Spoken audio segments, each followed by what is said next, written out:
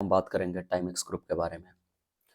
तो बेसिकली ऐसे आप देख रहे हैं स्टॉक में गिरावट जो है लगभग 8% की है और ये स्टॉक मेरे पास ऑलरेडी मेरे पोर्टफोलियो में है और मैं कोई हड़बड़ी में नहीं हूँ कि ये स्टॉक खराब हो गया है। अगर मान लीजिए कोई प्रमोटर, जैसे आप स्कैनर में आएंगे और चेक करेंगे कि ऑफर फॉर सेल निकला है, जैसे आईपीओ होती है वैसे ही ऑफर फॉर सेल होती है। जो प्रमोटर अपने शेयर को डाइल्यूट करते हैं मार्केट में, चाहे वो कैपिटल रेज करना चाहते हैं या किसी पर्सनल रीजन से वो जो है अपना शेयर बेचना चाहते हैं, तो क्या हमें सिंपल इतना ही पे इस शेयर को बेच देना चाहिए? तो मैं ना कहूँगा, लेकिन एक चीज़ है यहाँ पे कि अब कंपनी की जो भी अपडेट्स, जो आने वाली रिजल्ट है दिसंबर की, उसे हम देखेंगे अच्छे से कि क्या हो रहा है कंपनी में। क्या कोई कंपनी बड़ा एक्सपेंशन कर रही है या कुछ और कर रही है, रिटेल में जा रही है तो कंपनी को पैसा चाहिए। और अगर वैसा चीज़ हो रहा है तब हम इस कंपनी में थोड़ा सा एकदम, कहा जाता है कि एकदम जागते हुए रहेंगे, क्या हो रहा है क्या नहीं, अपडेट्स को देखते रहेंगे। और एक चीज़ मैं आप लोगों को बता दूं कि अगर कंपनी में आप फंडामेंटली सही सभी चीज़ ट्रैक करते हैं, अगर आप सेल्स ग्रोथ इसका देख रहे हैं तो परफेक्ट लगभग 40% से ये अपना जो है ऑन एवरेज सेल्स को कंपनी बढ़ा रही है ईयर ऑन ईयर।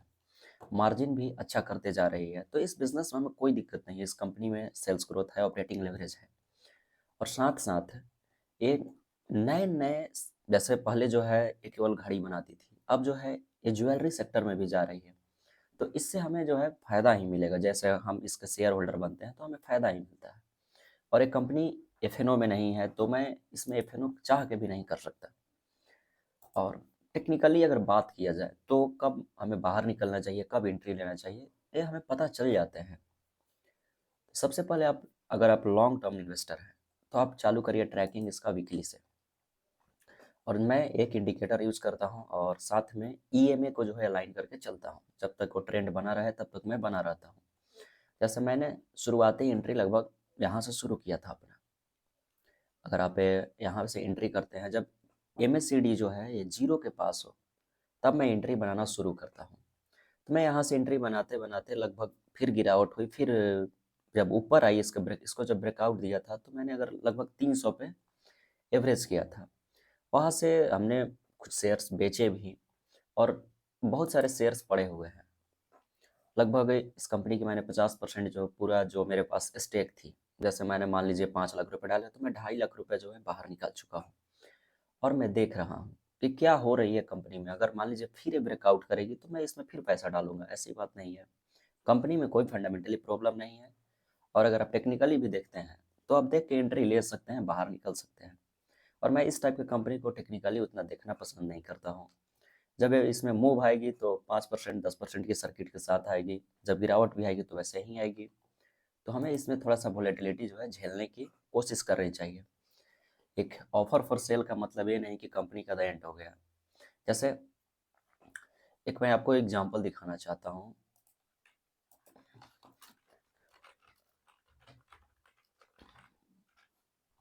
जैसे एक कंपनी है, ठीक है, इसमें गिरावट शुरू है, तो मैं क्या करता हूँ, हमेशा से ट्रेंड को पकड़ता हूँ। कंपनी की अर्निंग ग्रोथ हो लेकिन साथ साथ मुझे ट्रेंड चाहिए, तो मैं डेली के साथ ट्रैकिंग करता हूँ इसकी।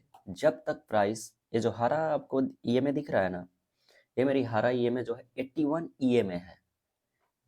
इसके अगर ऊपर रहे और एमएससीडी जीरो के ऊपर रहे तब तक मैं एंट्री नहीं, इसमें से पूरा स्टॉक का पोजीशन नहीं कटता हूँ। और अगर जिस दिन मान लीजिए ऐसे मुझे खराब नज़रिया देखने को मिल जाए, मैं उस स्टॉक से एकदम तुरंत बाहर हो जाता हूँ। सेम पैटर्न मैं टाइमेक्स में अप्लाई करूँगा। मैंने कुछ पोजीशन यहाँ पे काट रखा है पहले ही, क्योंकि जब गिरावट हो रही थी ओवरऑल मार्केट में तो मैं थोड़ा सा लेवरेज करता हूँ। मेरी पोजीशन बहुत बड़ी आईडीएफसी में, मैं आपको इनकरेज नहीं कर रहा हूँ कि आप भी जाइए और पोजीशन बना लेना ही। आईडीएफसी में मेरी बहुत बड़ी लेवरेज की पोजीशन है, इसलिए मैंने यहाँ से स्टॉक बेच के और उसमें मैंने पूरा पैसे को माइग्रेट किया। अगर इसमें फर्दर गिरावट होती है तो मैं धीरे धीरे धीरे धीरे स्टैगर वे में इससे बाहर निकलता जाऊँगा। और जब डेली में प्राइस जो है इसके नीचे क्लोजिंग दे दे, जैसे जो है आज है, और ट्रेड करने लगे और एमएससीडी जैसे नीचे आया है ऐसे ही रहे, तो मैं बाहर हो जाऊँगा पूरी तरीके से। तो और कोई प्रॉब्लम नहीं है खास। देखते हैं इसके रिजल्ट्स कैसे आती है, उसके बाद इसमें क्या हमारी रिएक्शन होगी आपको ज़रूर बताएंगे। मिलेंगे अगले वीडियो में। Thank you.